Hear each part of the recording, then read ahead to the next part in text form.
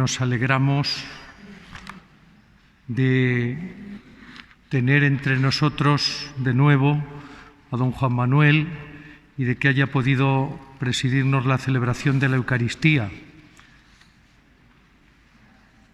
Agradecemos a don Rubén también la posibilidad que nos está ofreciendo, ¿suena? La posibilidad que nos está ofreciendo de poder acercarnos no solo a cómo celebrar mejor la Eucaristía, sino de acercarnos también de una manera sencilla los temas del sínodo.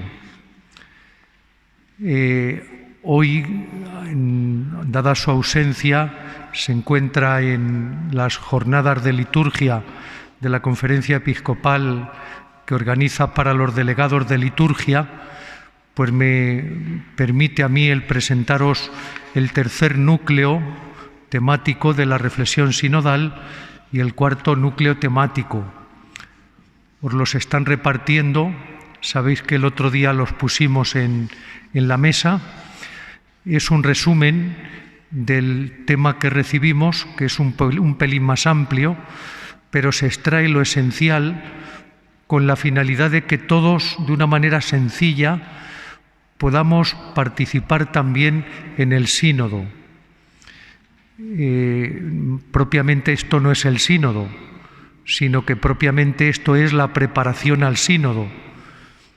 En el fondo, a lo que estamos colaborando con nuestra participación es, de algún modo, a tomar las temáticas que pueden ser más interesantes para luego tratarlas en el sínodo diocesano, si Dios quiere, del año 24.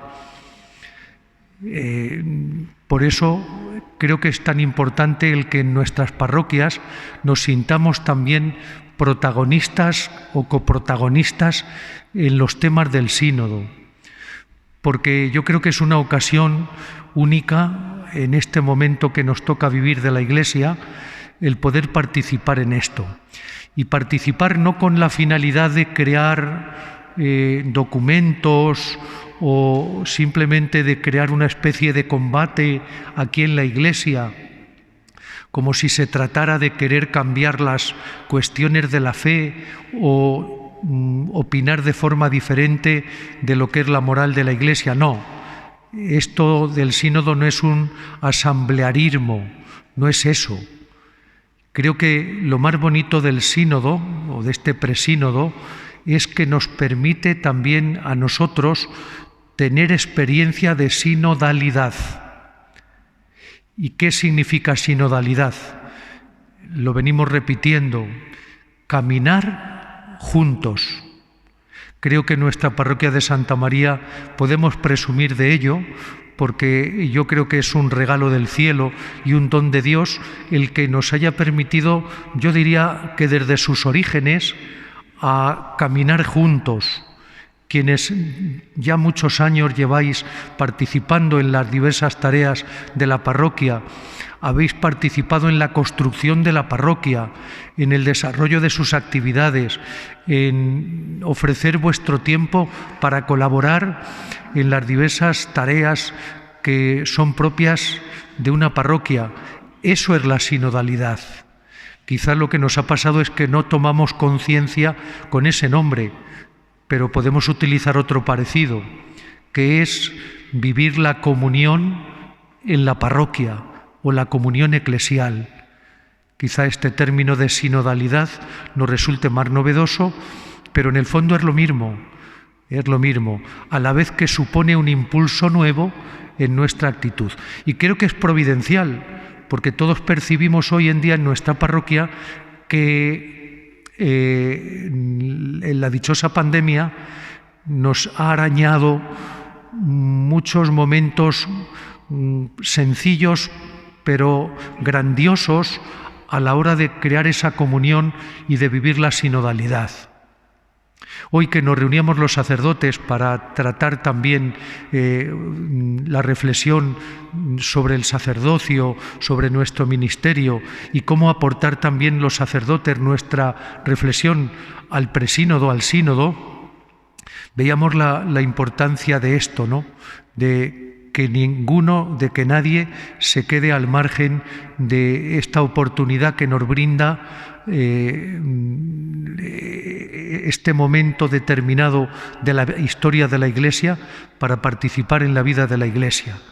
Y si en otro momento han sido importantes los concilios, los sínodos y, cómo no, nuestros concilios de Toledo, que tanto han influido a lo largo de la historia en la fe de la Iglesia, para bien del pueblo de Dios, pues quizá ahora a lo mejor creamos que no tienen el alcance de los de entonces, pero creo que son muy importantes para renovar la vida de la propia parroquia y de la propia Iglesia.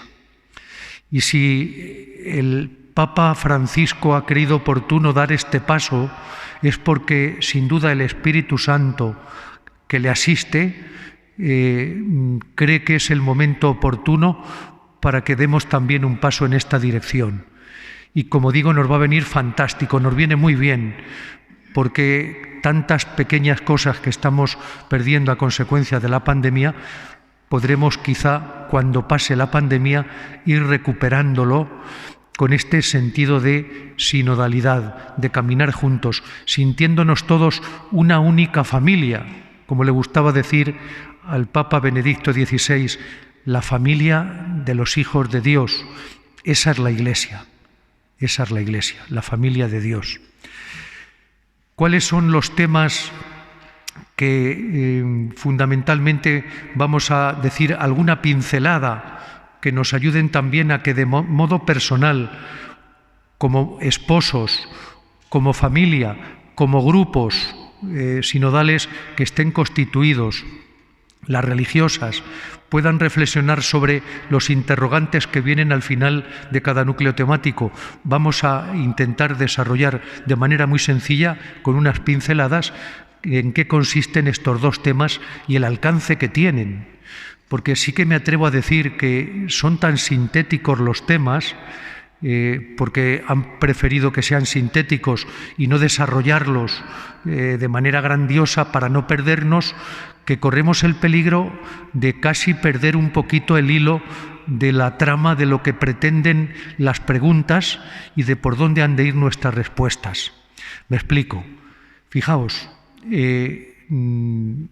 nos centramos hoy en dos elementos fundamentales de nuestro ser Iglesia, que es, tenéis ahí el primer tema, hablar claro, le llama así, pero podríamos decir anunciar la palabra o proclamar el Evangelio. Y el otro núcleo temático habla con el título de la celebración, es decir, nuestras celebraciones. Por lo tanto, celebrar el misterio de nuestra fe. Como veis, estos dos temas son más que temas, pertenecen a la esencia de nuestro ser eclesial. Un cristiano que no tiene asumida lo que es el anuncio del Evangelio y de la palabra, pues es un cristiano, vamos a decir, que le falta su dimensión apostólica, su dimensión evangelizadora. Pero un cristiano que pretende decir que cree en Dios, pero no celebra los misterios de la fe y no participa, por lo tanto, en las celebraciones de la Iglesia, de la parroquia, pues es muy difícil que se mantenga en el candelero de la fe. Y todo esto lo oímos a veces, ¿no?, en cristianos de buen corazón. No, yo no necesito ser cristiano para ir a la Iglesia, pues no has entendido nada. Porque si la fe no se celebra en comunión, en comunidad, en sinodalidad, en asamblea, pues es que no has entendido nada, ¿no? Por lo tanto, uno y otro son continuidad de los dos anteriores, que don Rubén nos expuso el mes pasado, el mes de diciembre, que, si recordáis, eran un pueblo que camina y una iglesia que escucha. Por eso lo hablaba con otro título más sugerente. Hablaba, si no me equivoco, compañeros de viaje. Compañeros de viaje. Pero en el fondo es que somos un pueblo que camina.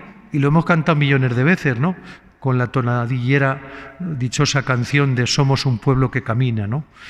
Y una iglesia que escucha. es fundamental.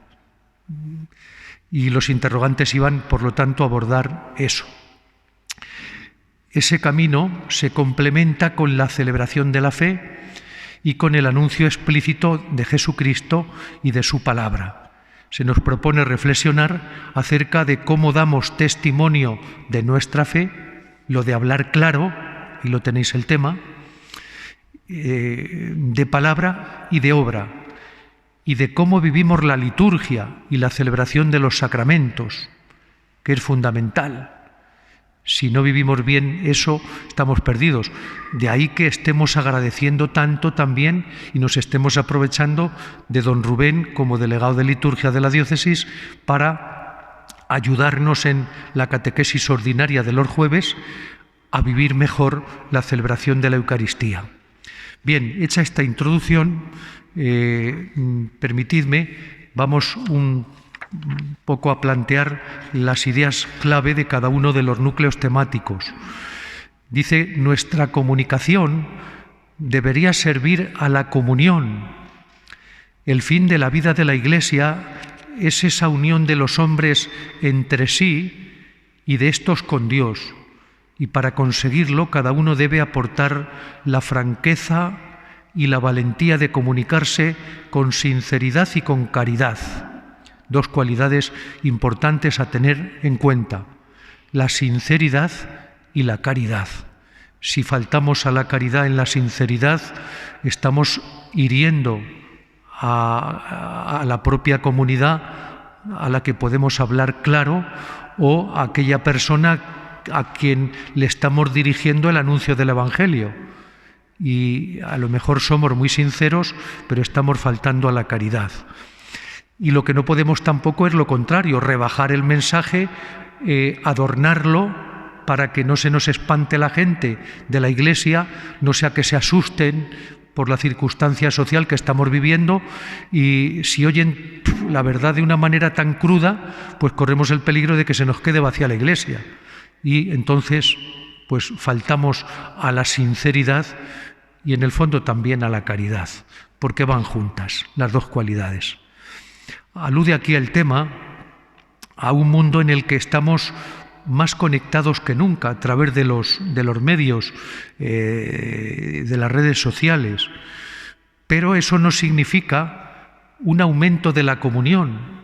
En ocasiones, más bien, tenemos la sensación de cómo nos advierten los especialistas en ese tema del peligro de fomentar más el individualismo.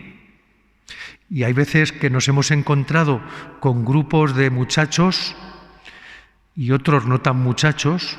Hago alusión a dos ejemplos para que nadie de ninguna edad se sienta ofendido, para que, por ejemplo, muchachos que son amigos están reunidos en el parque y en vez de estar hablando en directo, están guaseando, enviándose guasás, unos y otros, cada uno a lo suyo.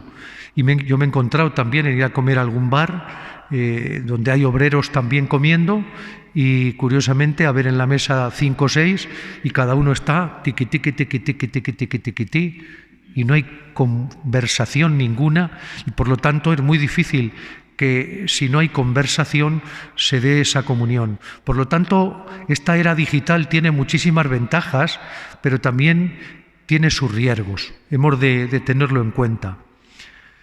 La Iglesia aprovecha también los medios para el anuncio del Evangelio y en ese sentido pues es muy bueno porque muchísimos contenidos, mucha realidad de la que vivimos puede llegar a muchas personas que quizá a lo mejor si no fuera a través de los medios no les llegaría el mensaje. Bendito sea Dios, ¿no? Bien, junto a la escuela verdadera del otro no basta un estilo comunicativo meramente pasivo tampoco, sino que Jesús nos enseña otro estilo.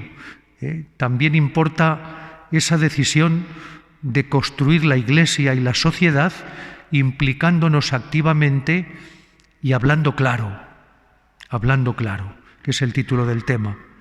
Ese es el estilo que enseña Jesús a sus discípulos. Que vuestro sí sea sí y vuestro no sea no, para que no caigáis en condenación. La Iglesia de los primeros tiempos brillaba por una cualidad que se llamaba, y ahí aparece en el tema, lo tenéis, parresía. Parresía. Es un término que ya no nos dice a nosotros nada, pero que explicándolo sí que tiene un contenido precioso. ¿Qué viene a significar el término parresía?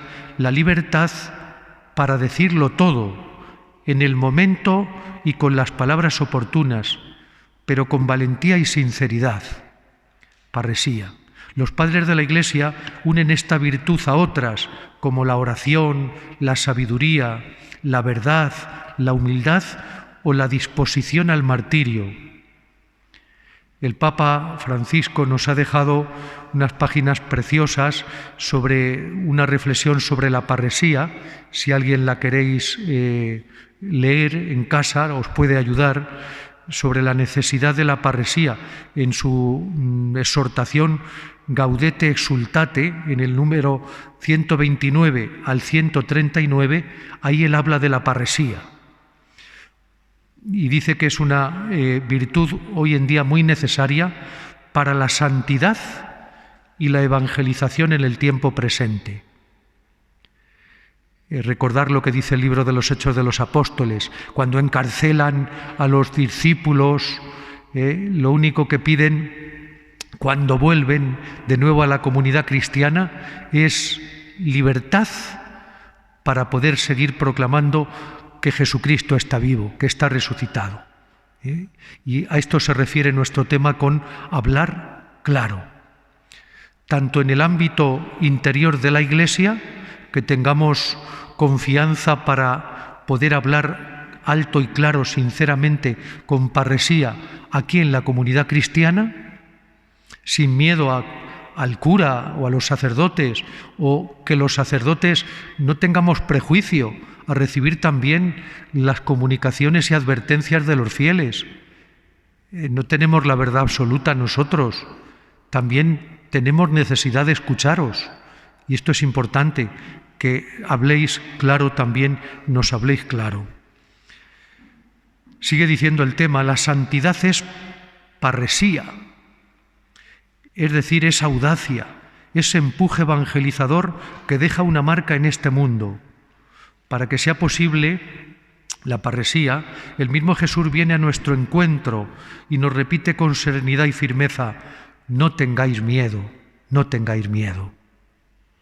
El miedo paraliza, ¿verdad?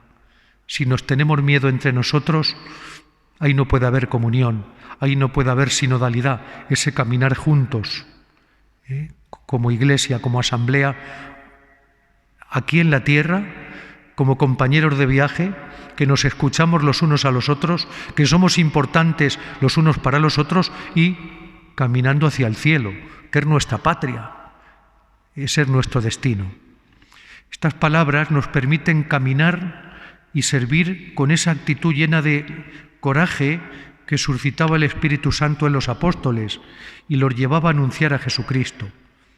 Audacia, entusiasmo, hablar con libertad, fervor apostólico, todo eso se incluye en el vocablo parresía. Libertad de una existencia que está abierta porque se encuentra disponible para Dios y para los demás. Y concluye esta reflexión del tercer núcleo temático. Los santos sorprenden, desinstalan, porque sus vidas nos invitan a salir de la mediocridad tranquila y anestesiante. Y dice, pidamos al Señor la gracia de no vacilar cuando el Espíritu nos reclame que demos un paso adelante. Pidamos el valor apostólico de comunicar el Evangelio a los demás y de renunciar a hacer de nuestra vida cristiana un museo de recuerdos. Esto es muy típico, ¿no?, de los lamentos. En mi época hacíamos, en mi época llevábamos a cabo. No puede ser la vida cristiana un museo de recuerdos añorando el pasado. Estamos en una época y en un momento histórico apasionante, una encrucijada de la historia en donde se nos reclama este protagonismo de la parresía, para hablar claro. Y por eso Ahí tenéis los interrogantes para reflexionar en casa. ¿Qué es lo que permite o impide hablar con valentía, franqueza y responsabilidad en nuestra iglesia local, en la parroquia y en la sociedad? Como veis, es una pregunta que tiene dos vertientes. Hacia dentro de la iglesia, si nos atrevemos o no a hablar y a decirnos de verdad las cosas, no con descaro, sino con sinceridad y con caridad, y a la vez en la sociedad, que quizás sea más difícil, en ocasiones, porque no tenemos el modo de cómo llegar a poder hablar ahí en la sociedad o hacernos presente. Y sigue la segunda parte de la pregunta: ¿cuándo y cómo conseguimos decir lo que es importante para nosotros? ¿Cuándo y cómo conseguimos decir lo que es importante para nosotros? Y la segunda pregunta a reflexionar: ¿cómo funciona la relación con los medios de comunicación locales? Como veis, nos queda mucho camino por recorrer, nos sentimos a veces incluso desbordados, ¿no? En cuanto que, bueno, aquí tenemos Castilla-La Mancha Televisión, tenemos los medios, diferentes emisoras de radio, no es fácil a veces el tener acceso a los medios, todo eso requiere de influencias que en ocasiones no tenemos. Pero no hemos de desanimarnos. En la medida de nuestras posibilidades también hay medios que están al alcance de nuestra mano, y el poder utilizarlos y ponerlos al servicio de la evangelización hay que considerarlo. Que no podamos lo mucho no tiene que llevar a renunciar a lo poco que podamos. Bien, esto en cuanto a ese núcleo temático. Y el cuarto núcleo temático, doy también algunas pinceladas. Lo tenéis ahí, darle la vuelta a la hoja. El Concilio Vaticano II, recordad, este núcleo es sobre la celebración de la fe y la celebración de los sacramentos.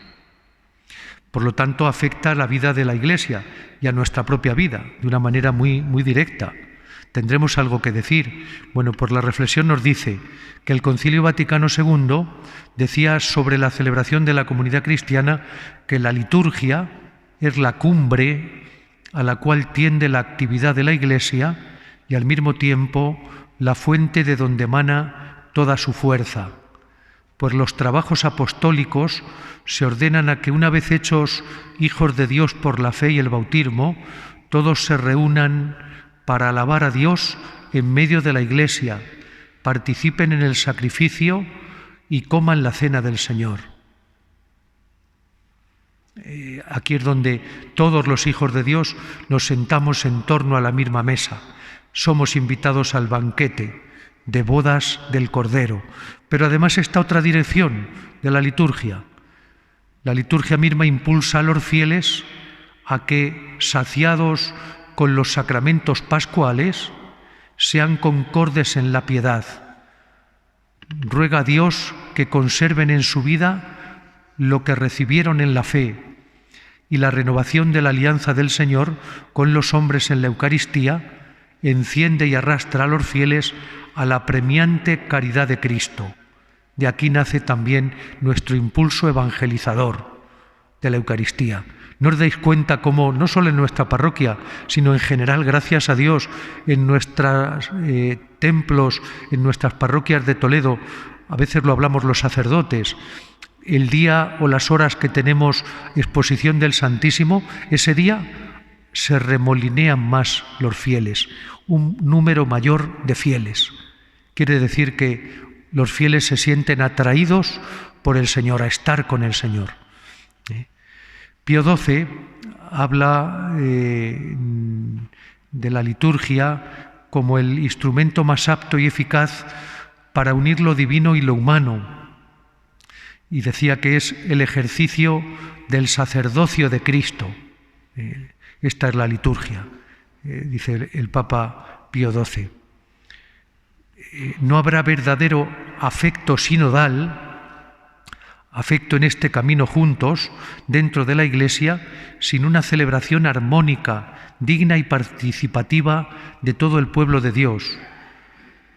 Es así, San Agustín al preguntarse quién es el que celebra los sacramentos cristianos, señalaba que celebra el Christus totus, el Cristo total, es decir, cabeza y miembros, Jesucristo como cabeza y aquellos que le representan en tal condición y todo el pueblo de Dios como miembros verdaderos de su cuerpo.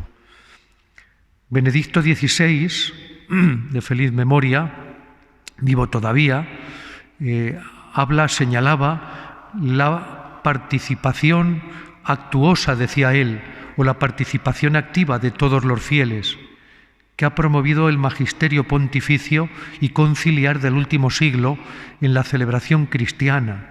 Dice, alberga la idea de que la liturgia cristiana es en forma y esencia un proceso comunitario que incluye la oración, en la que se alternan el sacerdote y los fieles, la aclamación, la proclamación, la oración comunitaria. Y eso no afecta solo a los signos exteriores, sino que incluye a los procesos internos que constituyen el verdadero carácter dramático del todo, dice aquí.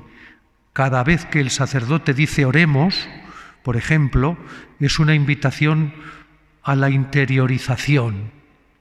Las palabras y el ponerse de pie en misa son solamente la punta del iceberg. Lo verdadero acontece en lo profundo del corazón de cada uno de los que participamos en la liturgia. Para ello, como decía San Benito, es fundamental que la mente concuerde con la voz en la oración litúrgica. Que la mente concuerde con la voz en la oración litúrgica. Como veis, estos temas nos ayudan también a una autorreflexión, a hacer como una especie de examen de conciencia. Con el fin de mejorar nuestras celebraciones litúrgicas, no solo la celebración de la Eucaristía, sino también de todos los sacramentos. Aquí habla el Papa Francisco, ha querido impulsar también la celebración unánime al promover algunos ministerios, como son el ministerio del lector y del acolitado, poniéndolo también en manos de los fieles. Y dice, con la llamada de algunos fieles al ejercicio de los ministerios laicales, se significa, por tanto, este papel activo que todo el pueblo de Dios tiene en la evangelización del mundo y también en la santificación de los hombres. No por casualidad, dice aquí el tema, el día de nuestro bautismo fuimos ungidos como sacerdotes, profetas y reyes, indicando así que todos compartimos esa triple misión, todos, los ministros ordenados en el sacramento del orden y los fieles en lo que llamamos el sacerdocio común de los fieles, indicando así que compartimos esa triple misión de santificar, acercando a todos los hombres a las fuentes de la salvación, anunciar el Evangelio en toda su integridad y ejercer la soberana libertad interior del hombre redimido, sirviendo con caridad a los hermanos, especialmente a los más necesitados. Ese es el verdadero ejercicio de la realeza cristiana, de la que participamos por medio del bautismo de la realeza de Jesucristo. Y aquí nos plantea también dos interrogantes para nuestra reflexión. ¿De qué manera la oración y las celebraciones litúrgicas inspiran y guían realmente nuestra vida común y misión en nuestra comunidad? Pues es para pensarlo, ¿verdad? ¿De qué manera la oración y las celebraciones litúrgicas inspiran y guían nuestra vida común y misión en nuestra comunidad? Y el segundo interrogante, ¿cómo se promueve la participación activa de todos los fieles en la liturgia? ¿Qué espacio se da a la participación en los ministerios de lector y de acólito? Fundamentalmente, que son los que recientemente ha reconocido el Papa, también con el del catequista, pero ese pertenecería al ámbito del tema anterior de hablar claro, no a este. Y como veis, no se trata en la liturgia como a veces se ha querido después del concilio, que se ha entendido la participación activa como que todo el mundo haga peticiones, que haya un desfile de ofrendas inmenso para que participen ahí cuantas más personas mejor. No es eso.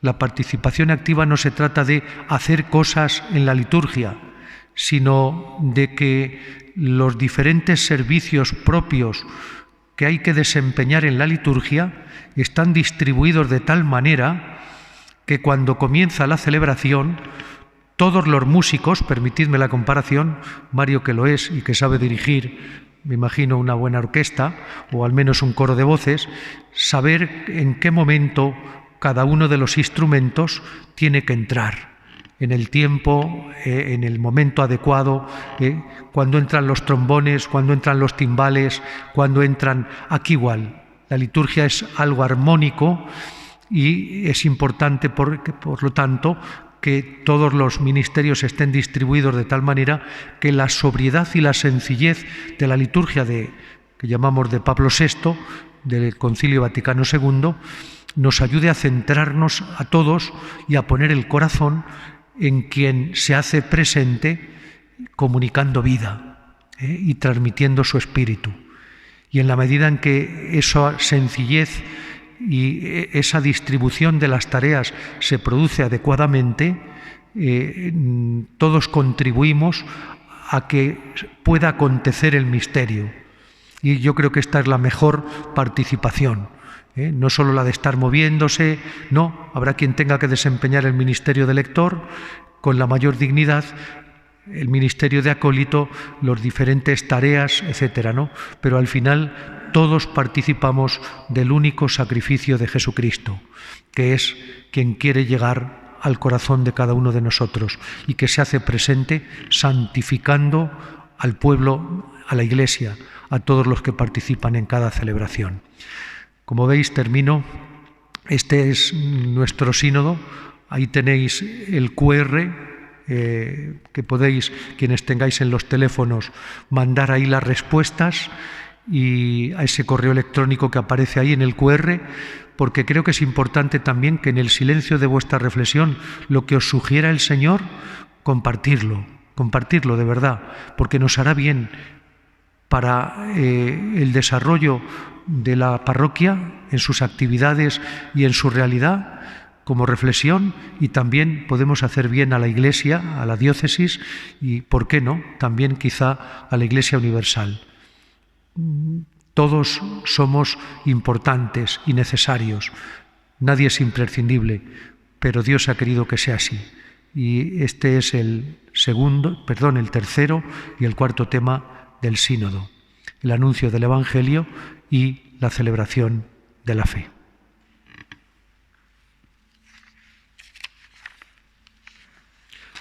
Os han entregado la oración del sínodo, o para el sínodo. Tenemos al Señor expuesto en la custodia, lo vamos a trasladar enseguida también, dentro de unos instantes, hasta las 11:30, que recemos las completas y demos la bendición. Todos juntos, estamos ante ti, Espíritu Santo, reunidos en tu nombre. Tú que eres nuestro verdadero consejero, ven a nosotros, apóyanos, entra en nuestros corazones, enséñanos el camino, muéstranos cómo alcanzar la meta, impide que perdamos el rumbo como personas débiles y pecadoras. No permitas que la ignorancia nos lleve por falsos caminos. Concédenos el don del discernimiento, para que no dejemos que nuestras acciones se guíen por prejuicios y falsas consideraciones. Condúcenos a la unidad en ti, para que no nos desviemos del camino de la verdad y la justicia, sino que en nuestro peregrinaje terrenal nos esforcemos por alcanzar la vida eterna. Esto te lo pedimos a ti, que obras en todo tiempo y lugar, en comunión con el Padre y el Hijo, por los siglos de los siglos. Amén. Santa María de Benquerencia, ruega por nosotros.